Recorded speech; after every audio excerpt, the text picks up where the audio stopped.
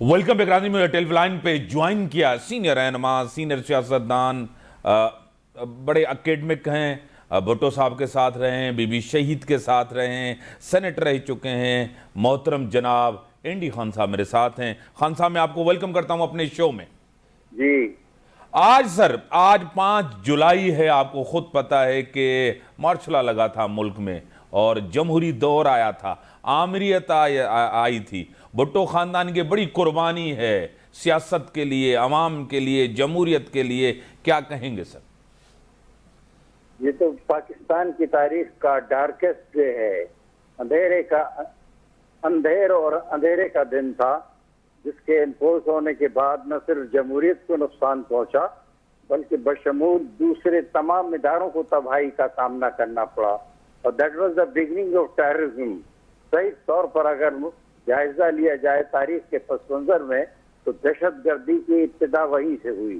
फिर उस निज़ाम को इतना नुकसान पहुंचाया, इस्लामी निज़ाम को भी नुकसान पहुंचाया, क्योंकि इस्लामी निज़ाम के नाम से उसने जो हरकतें की वो दरोग गोई, बदयानती और वादा खिलाफी के अलावा और कुछ नहीं था। आया था 90 दिन के लिए कि इंतखाबात कराऊंगा और मैं वापस चला जाऊंगा, लेकिन 11 बरस तक बैठा रहा। अगर कहर इलाही ना होता तो आज भी बैठा होता किसी न किसी शक्ल में। तो मैं ये समझता हूँ कि इसका मुकाबला अवाम ने किया। जिस दौर में कोड़े लगते थे, 80,000 वर्करों के पीपुल्स पार्टी के कोड़े लगे, शहीद हुए। नासिर बलोच जैसे लोग और अयाज सम्मो जैसे लोगों ने फांसियां दे दी बगैर किसी अदालती एग्जामिनेशन के। अदालतें मुअत्तल हो गई थी और सारा निजाम जो था दरम बरम हो गया। तो मैं एक लफ्ज में कहूंगा, that is the darkest day and the ending of the democracy as well as the destruction of the every institution of Pakistan. Sir, Bhutto साहब को जो सजा दी गई, आपको खुद पता है कि आज़ाद खारजा पॉलिसी, मुल्क को एटमी ताकत बनाना, इस्लामिक कॉन्फ्रेंस, ये सारी उस चीज की कड़ी हैं खान साहब। देखिए, सबसे बड़ी बात ये तो भुट्टो साहब के कारनामे हैं। हाँ। उन्होंने पाकिस्तान को वो सलाहियत पैदा की कि जिसके नतीजे में एटमी प्रोसेसिंग शुरू हो गई और आखिरकार पाकिस्तान एक एटमी रियासत बन गया। और ये एटमी रियासत पाकिस्तान के हवाले से खास तौर से जियोपॉलिटिकल और हिंदुस्तान की मौजूदगी में, जबकि हिंदुस्तान पहले से एटमी सलाहियत इख्तियार कर चुका था। तो शहीद जुल्फ़िकार अली भुट्टो की मशहूर किताब मिथ ऑफ इंडिपेंडेंस पढ़ें, आपको पता चल जाएगा कि उन्होंने परसीव कर लिया था कि पाकिस्तान के वजूद को खतरा हो जाएगा।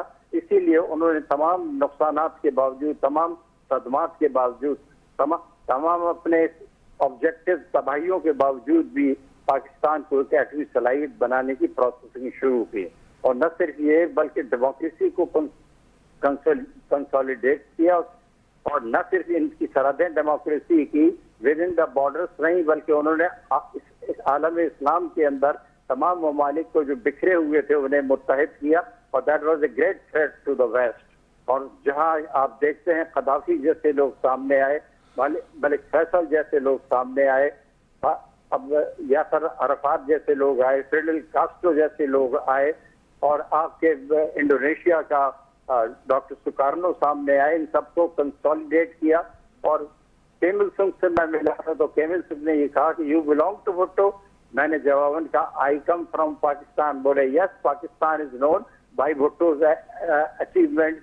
और उसने कहा कि मुझे पहले से ही अंदिया हो गया था कि जुल्फ़िकार अली भुट्टो अपने कौम का लीडर बनेगा, और उन्होंने साबित करके दिखा दिया।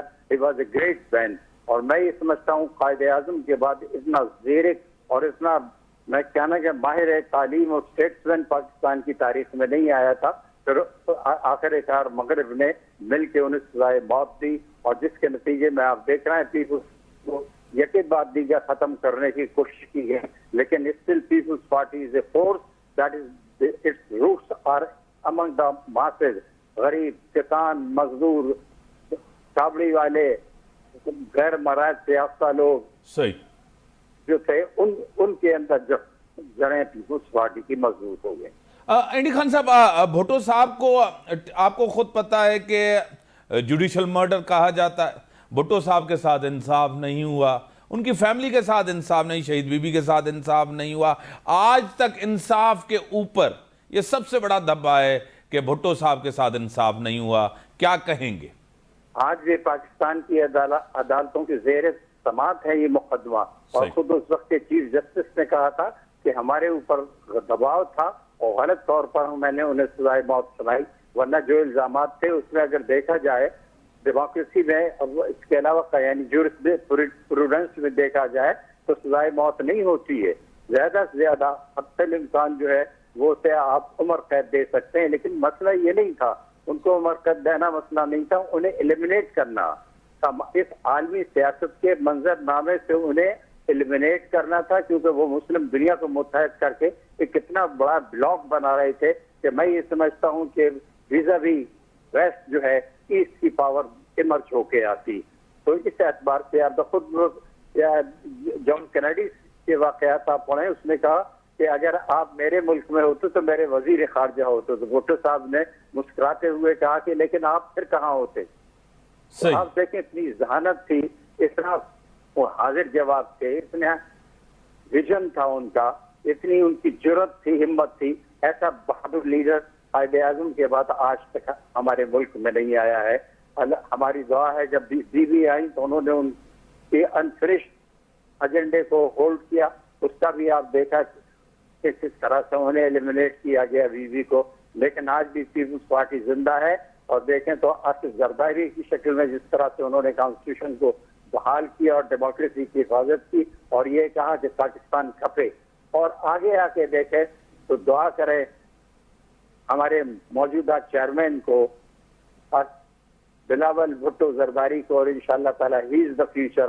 آئی smile every spark and every light in his personality. جس طرح سے وہ وزیر خارجہ کی حیثیت سے چند ماہ کے اندر جس طرح سے انہوں نے ڈیل کیا ہے, تو وہ کبھی کبھی مجھے لگتا ہے کہ نانا کی جھلک آتی ہے, کبھی لگتا ہے کہ ماں کی جھلک آتی ہے, اور دونوں کی جھلک آنے کے بعد اگر آپ دیکھیں مطالعہ کریں تو وہ بلاول بھٹو زرداری کی شکل میں ہمارے سامنے.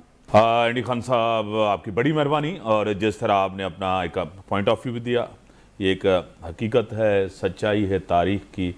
انہاں کھا کیر محنت ہو موڑے سگے, انہیں سنگڑی اجازت. اللہ حافظ.